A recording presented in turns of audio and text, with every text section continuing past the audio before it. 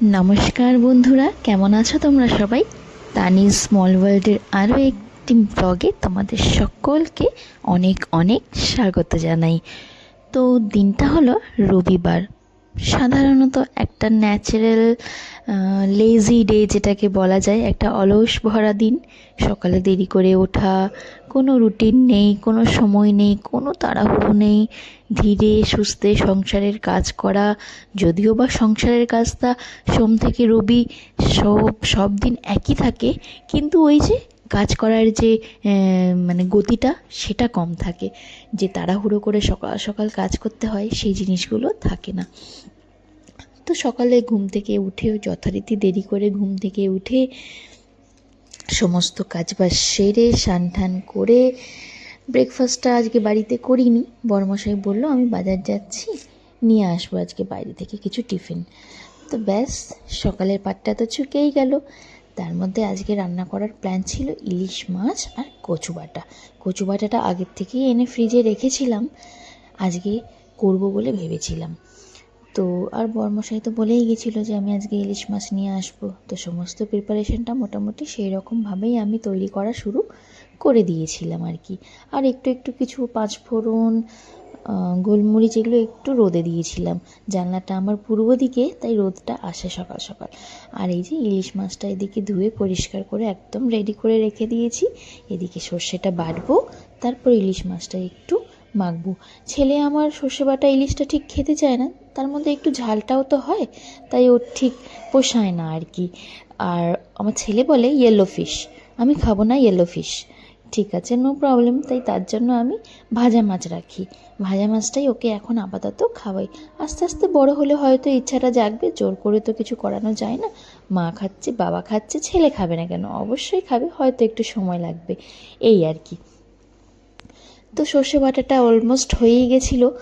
তো আমি শস্যটাকে ন্যাচারালি মিক্সারে একটু ড্রাই গুঁড়িয়ে নিই, কোনো কিছু না দিয়ে শুধু শস্যটাকে দিয়ে ড্রাই ভালো মতো দুবার যদি ভালো মতো ঘোরানো হয়, শস্যটা একদম পাউডার হয়ে যায়। তারপর সেটাতে আমি জল দিয়ে, নুন দিয়ে, কাঁচা লঙ্কা দিয়ে, যা যা দেওয়ার সমস্ত কিছু দিয়ে আবারও একবার ঘুরিয়ে নিই। তাতে সর্ষে বাটাটা ভীষণ মিহি হয়, আর খুব দানা দানাটা মুখে লাগে না।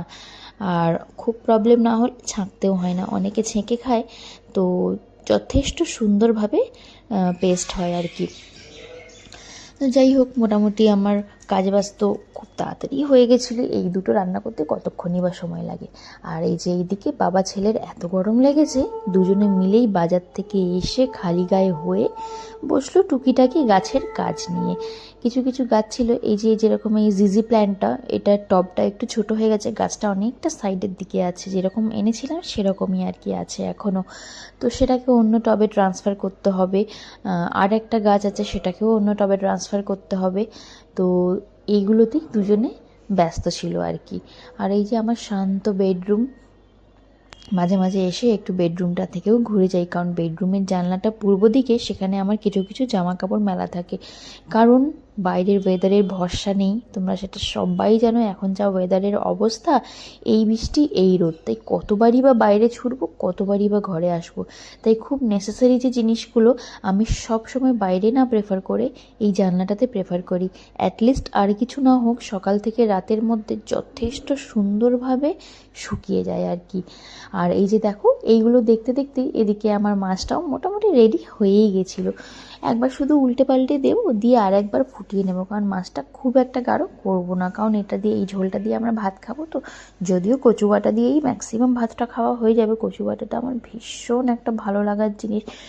শুধু কচু বাটা বলেই না, সমস্ত রকমের বাটাটা যেন আমার একদম প্রিয়। কচু বাটা, খারকোল পাতা বাটা, পটল বাটা, ঝিঙে বাটা, বরবটি বাটা, কচুর শাক, কি বলবো, কতই আর বলবো আর কি। সেটা কোনো হয় না, বলার আর কোনো শেষ নেই আর কি। তো মাছটা তো একদম কমপ্লিট হয়েই গেল, আর এদিকে কচু বাটাটাও একদম কমপ্লিট, আর ভাত তো হয়েই গেল। সমস্ত কাজ আমার খুব তাড়াতাড়ি 12টার মধ্যে কমপ্লিট হয়ে গেল। তারপর বসলাম একটু ফল খেতে। আগের দিন উপোস করেছিলাম, তাই সেদিনকারও অনেকটা ফল বেঁচেছিল। এবার সেটা যদি রেখে দিই, রাখাই থেকে যাবে। আর মা বাবাকে যদি ফল খেতে দেখে তাহলে বাচ্চারা এমনিতেই ফল খেতে শিখে যায়।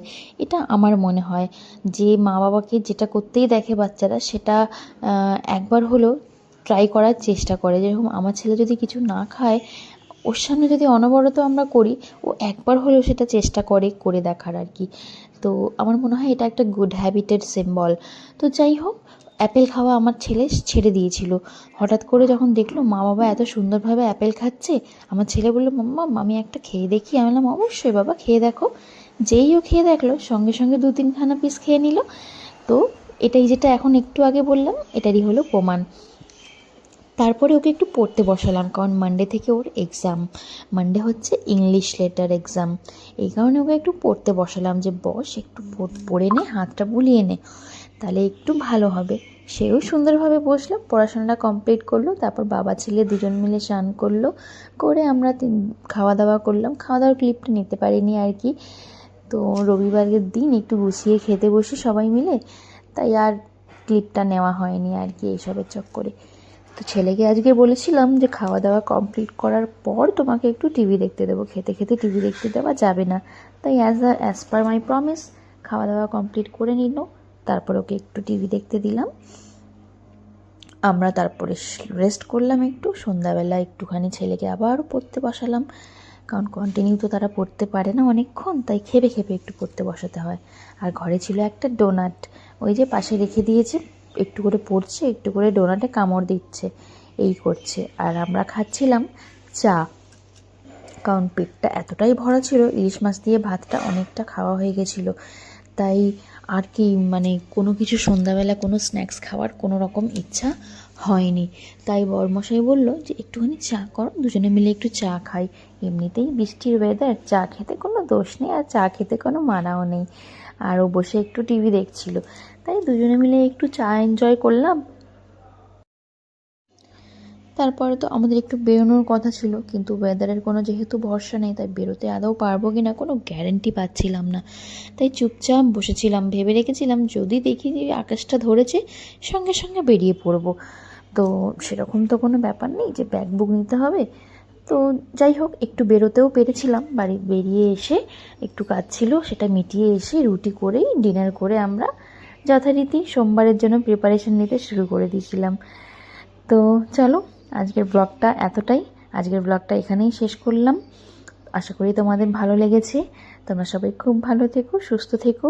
আর ব্লগটা যদি ভালো লাগে একটা লাইক করো, ভালো লাগলে একটা কমেন্ট করো। দেখা হবে আবার একটা ব্লগে।